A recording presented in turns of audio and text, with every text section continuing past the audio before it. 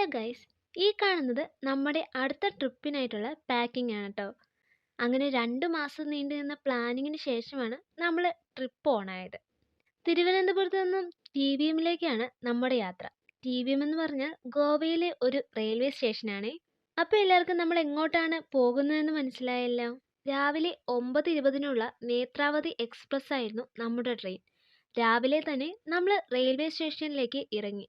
Railway സ്റ്റേഷനിൽ കാറിട്ടാൽ നല്ല ഒരു ഇനം പൈസ കൊടുക്കണം എന്നുള്ളത് കൊണ്ട് തന്നെ നമ്മൾ മാമൻ്റെ വീട്ടിൽ കാറിട്ടിട്ട് ഓട്ടോയിലാണ് പിന്നീട് പോയത്.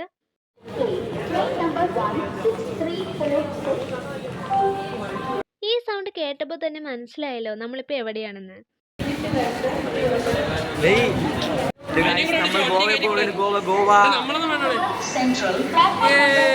നമ്മൾ ഗോവയിൽ പോയിട്ട് വരാം.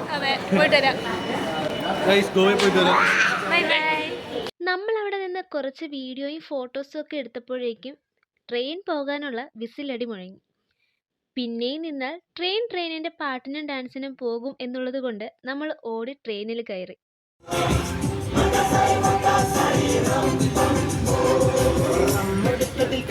കസിൻസും ഫ്രണ്ട്സും മാത്രമായിട്ടുള്ള ട്രിപ്പൊക്കെ അല്ലേലും ഒരു പ്രത്യേക വൈബാണല്ലേ. പക്ഷെ ആദ്യം കുറച്ച് നേരത്തേക്ക് മാത്രമേ ഉണ്ടായിരുന്നുള്ളൂ കേട്ടോ ഈ എൻജോയ്മെൻ്റ് ഒക്കെ. കുറച്ചങ്ങ് കഴിഞ്ഞപ്പോഴേക്കും എല്ലാവരും സൈഡായി. അങ്ങനെ ഇപ്പോൾ സമയം ഉച്ചയായിട്ടുണ്ട്. ട്രെയിനിൽ നിന്നുള്ള ഫുഡ് കഴിച്ചാൽ അവസ്ഥ ശോചനീയമാകും എന്നുള്ളത് കൊണ്ട് നമ്മുടെ അമ്മമാർ നമുക്ക് ചോറും കറികളും പൊതിഞ്ഞു തന്നു ഗൈസ്. അങ്ങനെ അതും കഴിച്ച് കാര്യവും പറഞ്ഞ് പാട്ടൊക്കെ കേട്ട് ഇങ്ങനെ ഇരിപ്പായി.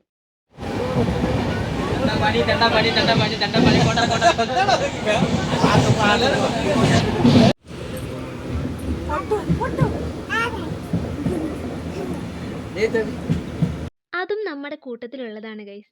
3 മുതൽ 30 വയസ്സ് വരെയുള്ളവരാണ് നമ്മുടെ കൂടെയുള്ളത്.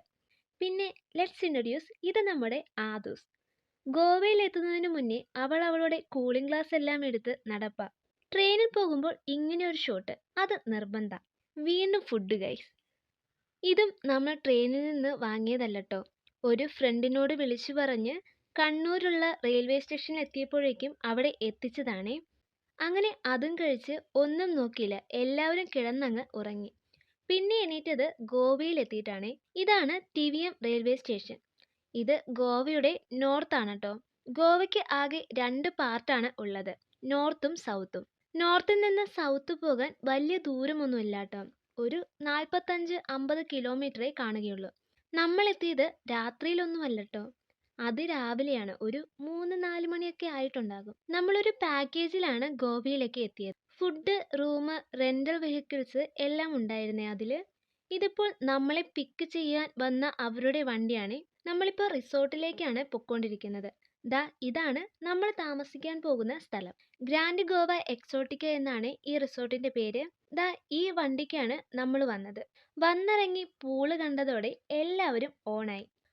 ഇരിക്കുന്നതെല്ലാം സോഫ്റ്റ് ഡ്രിങ്ക്സ് അല്ല ഗൈസ്, ലിക്കറും ഉണ്ട്. പിന്നെ നമ്മൾ അവിടെ നിന്നപ്പോൾ ഒരു ചായ കുടിച്ചു. ഒരു ചായക്ക് 40 രൂപ. അത് കേട്ട് കണ്ണ് തള്ളിയത് കൊണ്ട് ആ കോഫിയുടെ വീഡിയോ എടുക്കാൻ ഞാൻ മറന്നുപോയി ഗൈസ്. പിന്നെ ഒരുപാട് നഷ്ടങ്ങൾ വന്നാലോ എന്ന് വിചാരിച്ച് നമ്മൾ റൂമിൽ പോയി. കോഫി കുടിച്ചതിൻ്റെ ക്ഷീണം മാറ്റാനായി ഡ്രസ്സും മാറ്റി നമ്മൾ പൂളിലേക്ക് എന്ന് ചാടി. അതിനുശേഷമുണ്ടായ കലാപരിപാടികളാണ് ഇതൊക്കെ. ഇങ്ങനെ പൂളിൽ മാത്രം കിടക്കാനല്ലല്ലോ നമ്മൾ ഗോവയിലേക്ക് വന്നത്, പുറത്തോട്ടും പോകണ്ടേ. 10 മണിയൊക്കെ കഴിഞ്ഞപ്പോഴേക്കും നമ്മൾ റെഡിയായി പുറത്തോട്ടിറങ്ങി. പോകുന്ന വഴികളൊക്കെ കണ്ട നമ്മുടെ കേരളം തന്നെയാണെന്നേ പറയത്തുള്ളൂ. പ്രത്യേകിച്ച് വ്യത്യാസങ്ങളൊന്നുമില്ല കേട്ടോ. നിങ്ങൾക്ക് കണ്ടിട്ട് എന്ത് തോന്നുന്നു? നമ്മൾ ആദ്യം പോയത് അഗോഡ ഫോർട്ടിലേക്കാണ് കേട്ടോ. നമ്മുടെ അവിടെ നിന്ന് 13 കിലോമീറ്റർ ആയിരുന്നേ ഉണ്ടായിരുന്നത്. ഇങ്ങനെ കുറേ കോട്ടകളാൽ നിറഞ്ഞതാണ് കേട്ടോ ഗോവ. ദിൽ ചാത്താ ഹേ എന്ന അമീർ ഖാൻ്റെ സിനിമയിൽ കാണുന്നത് ഈ സ്ഥലമാണേ. 1612 പോർച്ചുഗീസുകാർ അവരുടെ ശത്രുക്കളായ മറാഠകളെയും ഡച്ചുകാരെയും ചെറുക്കുന്നതിനാണ് ഭീമാകാരമായ ഈ അഗോഡ ഫോർട്ട് നിർമ്മിച്ചത്. 2 ഭാഗങ്ങളായിട്ടാണ് ഇത് തിരിച്ചിരിക്കുന്നത്. മുകൾ ഭാഗത്ത് കോട്ടയും ജലസംഭരണിയും ഒക്കെയായിട്ടും താഴെയുള്ള ഭാഗം പോർച്ചുഗീസ് കപ്പലുകൾ സൂക്ഷിക്കാനുമായിട്ടൊക്കെയാണ് നിർമ്മിച്ചത്. അങ്ങനെ കുറേ പ്രത്യേകതകളുണ്ട് ഈ ഫോർട്ടിന്. ഈ മതിലും മണ്ണും മാത്രമായതുകൊണ്ട് അധികം നിന്ന് വേലി കൊള്ളാതെ നമ്മൾ അടുത്ത ഫോർട്ടിലേക്ക് തിരിച്ചു. അടുത്തത് സിൻകേറിയം ഫോർട്ടായിരുന്നേ.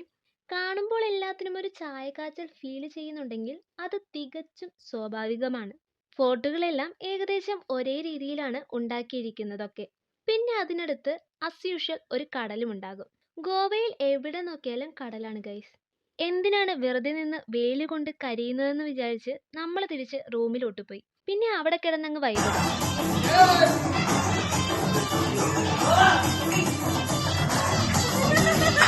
ഇന്ന് ഗോവയിലെ നമ്മുടെ രണ്ടാമത്തെ ദിവസമാണ്. പ്രത്യേകിച്ചൊന്നുമില്ല, കുറച്ച് സ്ഥലങ്ങൾ കാണുന്നു, വരുന്നു, പൂളിൽ ചാടുന്നു, കിടന്നുറങ്ങുന്നു. അപ്പോൾ നമ്മൾ ആദ്യം പോയത് church of saint Francis of അസീസിയിലേക്കാണ്. ഇവിടെ അടുത്തടുത്ത് 2 പള്ളികളാണ് കേട്ടോ ഉള്ളത്. ഒന്ന് പഴയ പള്ളിയും ഒന്ന് പുതിയ പള്ളിയുമാണ്. അവിടെ എന്തോ ഒരു വഴിപാടാണെന്ന് തോന്നുന്നു ഇങ്ങനെ മാലയിട്ട് തിരി കത്തിച്ച് പ്രാർത്ഥിക്കുന്നത്. നമ്മളും വാങ്ങി ഒരു മാല. അങ്ങനെ തിരിയൊക്കെ കത്തിച്ച് നമ്മൾ പള്ളിയുടെ അകത്തേക്ക് കയറി. പള്ളിയുടെ അകത്ത് ക്യാമറ അലൗഡ് അല്ലായിരുന്നു കേട്ടോ. പള്ളിയുടെ പുറത്തോട്ട് ഇറങ്ങിയപ്പോൾ കണ്ടതാണ് ഈ ഒരു സംഭവം. ആദ്യം സെറ്റും മുണ്ടും ഒക്കെ ഉടുത്തു നിൽക്കുന്ന ഈ 2 പേരെ കണ്ടപ്പോൾ വേറെ എന്തോ ഒരു കലാപരിപാടിയൊക്കെ ആയിട്ടാണ് എനിക്ക് തോന്നിയത്. ബട്ട് പിന്നെയാണ് ദേ നടുക്ക് കിടക്കുന്ന ആളെ കണ്ടത്. അത് പുൽക്കൂടായിരുന്നു ഗൈസ്. പിന്നെ നമ്മൾ പഴയ പള്ളിയിൽ നിന്ന് നേരെ പുതിയ പള്ളിയിലേക്ക് പോയി. അവിടെ അകത്ത് കയറാൻ നിന്നില്ല കേട്ടോ. നടക്കാൻ വയ്യാത്തത് കൊണ്ട് പുറത്തു നിന്ന് ആസ്വദിച്ചിട്ട് തിരിച്ചു പോന്നു. ഗോവയിലേക്ക് വന്നിട്ട് ബാറിലേക്കൊന്നും പോയില്ലെങ്കിൽ മോശമല്ലേ? ഡിസ്ക്ലെയിമർ, അങ്ങനെ വിചാരിച്ചിട്ട് മാത്രമാണേ. ഇല്ലെങ്കിൽ നിങ്ങൾ എന്തിനാ ഗോവയിലേക്ക് പോകുന്നതെന്ന് ആരെങ്കിലും ചോദിച്ചാലാ? അങ്ങനെ നമ്മൾ നേരെ വെച്ച് പിടിച്ചത് ജോസഫ് ബാറിലേക്കാണ്. അവിടെ ചെന്ന് അപ്പം തന്നെ നമ്മൾ തിരിച്ചിറങ്ങി. ഞാൻ പിന്നെ കയറാൻ പോലും പോയില്ല. ഒടുക്കത്തെ തിരക്കായിരുന്നേ. പിന്നെ ദേ ഈ റിബണൊക്കെ കെട്ടിത്തൂക്കിയിട്ടിരിക്കുന്ന ഏതോ ഒരു സ്ഥലത്താണ് നമ്മൾ കയറിയത്.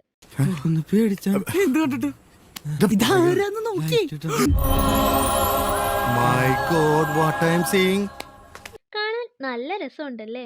മദ്യം ആരോഗ്യത്തിന് ഹാനികരമാണ് ഗൈസ്. അതുകൊണ്ട് അവിടെ കൂടുതൽ നേരം നിൽക്കണ്ട. പുറത്ത് ചെറിയ മഴയൊക്കെ ഉണ്ടായിരുന്നു. അതുകൊണ്ട് നമുക്ക് നേരെ കടൽ കാണാൻ പോകാമെന്ന് തീരുമാനിച്ചു. അങ്ങനെ നമ്മൾ എത്തിപ്പെട്ടത് മിറാമർ ബീച്ചിലേക്കാണ്. ഇത് കണ്ടിട്ട് എനിക്ക് നമ്മുടെ എറണാകുളത്തെ ഫാൽക്കൺ ബീച്ചാണ് ഓർമ്മ വന്നത്. നിങ്ങൾക്കോ? ഫാൽക്കൺ ബീച്ച് കണ്ടിട്ടുള്ളവർ കമന്റ് ഇടണേ. ഇങ്ങനെ മരങ്ങൾക്കിടയിലൂടെ കുറച്ച് നടന്നാലേ നമുക്ക് കടൽ കാണാൻ പറ്റുകയുള്ളൂ. നേരെ നോക്കുമ്പോൾ മലയാണ് കാണുന്നതെങ്കിലും അവിടെ കടലുണ്ട് ഗൈസ്. ഹോ, അങ്ങനെ നടന്ന് അവസാനം കടൽ കണ്ട്. നോക്കൂ, അതാ ഒരു വിമാനം. കടൽ കണ്ടതൊക്കെ മതി. ദീ കാണുന്നതാണ് ഒരു പാലം. പേരറിയില്ല ഗൈസ്, ബട്ട് കൊള്ളാം. ഇന്ന് നമ്മുടെ ഗോവയിലെ ലാസ്റ്റ് ഡേ ആണ്, അതായത് 3ാമത്തെ ദിവസം. ഇവിടെ വരെ വന്നിട്ട് ഒന്നും വാങ്ങാതെ പോകുന്നേ മോശമല്ലേ? അതുകൊണ്ട് നമ്മൾ ഷോപ്പിങ്ങിന് വേണ്ടി ഇറങ്ങി. ഒടുക്കത്തെ വെയിലാണ് ഗൈസ് ഇവിടെ. കൂളിംഗ് ഗ്ലാസ് ഒന്നും ഇല്ലാതെ കണ്ണു കാണാൻ പോലും പറ്റില്ല. ഇത് കാൽഗട്ട് എന്ന് പറയുന്ന ഒരു ബീച്ചാണ്. ഇതാണ് ഗോവയിലെ ഒരു പ്രധാന ടൗൺ എന്ന് പറയുന്നത്. ആദ്യം തന്നെ നമ്മൾ ലിക്കർ ഷോപ്പിലേക്കാണ് പോയത് കേട്ടോ. മാവേലി സ്റ്റോറിൽ സാധനങ്ങൾ അടുക്കി വെച്ചിരിക്കുന്ന പോലെയാണ് ഇവിടെ കുപ്പി നിരത്തി വെച്ചിരിക്കുന്നത്. കണ്ട പല നിറത്തിൽ പല സൈസിൽ എന്തൊക്കെയാലേ? എല്ലാവർക്കും അറിയായിരിക്കും, ഗോവയിലെ ഏറ്റവും വിലക്കുറവുള്ള ഏക സാധനം മദ്യമാണ്. ബാക്കിയുള്ള എല്ലാത്തിനും മുടിഞ്ഞ വിലയാണ് ഗൈസ്. ഒരു നാരങ്ങ വെള്ളത്തിന് വരെ ഇവന്മാര് 60 രൂപ വാങ്ങി. അപ്പോൾ ഉള്ളതും വാങ്ങി വീട്ടിലേക്ക് പോകാം, അതായിരിക്കും നല്ലത്. പിന്നെ നമ്മൾ തിരിച്ച് റൂമിലേക്ക് വന്ന് പോകാനായിട്ടുള്ള തയ്യാറെടുപ്പിലാണ് എല്ലാവരും. കാരണം നമുക്കിന്ന് നൈറ്റ് 10 മണിക്കാണ് ട്രെയിന്. 8 മണി ആയപ്പോഴേക്ക് നമ്മൾ പോകാനുള്ള വണ്ടി വന്നു.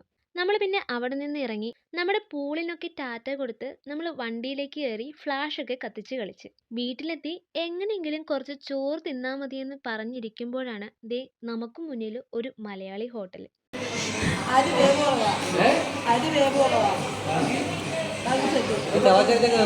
ഗോവയിൽ ചോറുണ്ണാതിരുന്നിട്ട് ചോറുണ്ണുമ്പോൾ 3 ദിവസമായി ചോറുണ്ണാതിരുന്നിട്ട് ചോറിനോടുള്ള ആക്രാന്തം കാരണം മേടിച്ചതാണ് ഗൈസ്. പിന്നെ നമ്മൾ തിരിച്ച് റെയിൽവേ സ്റ്റേഷനിലെത്തി.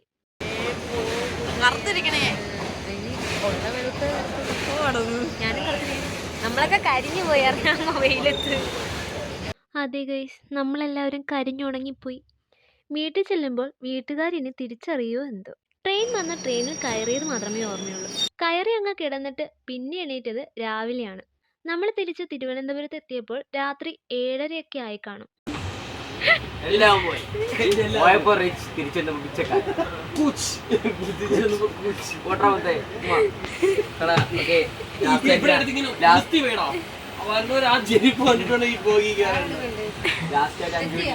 കാഴ്ച കാണാൻ പോയി നിന്നപ്പോൾ അവന്റെ ഒരു ചെരുപ്പ് ഊരിപ്പോയി.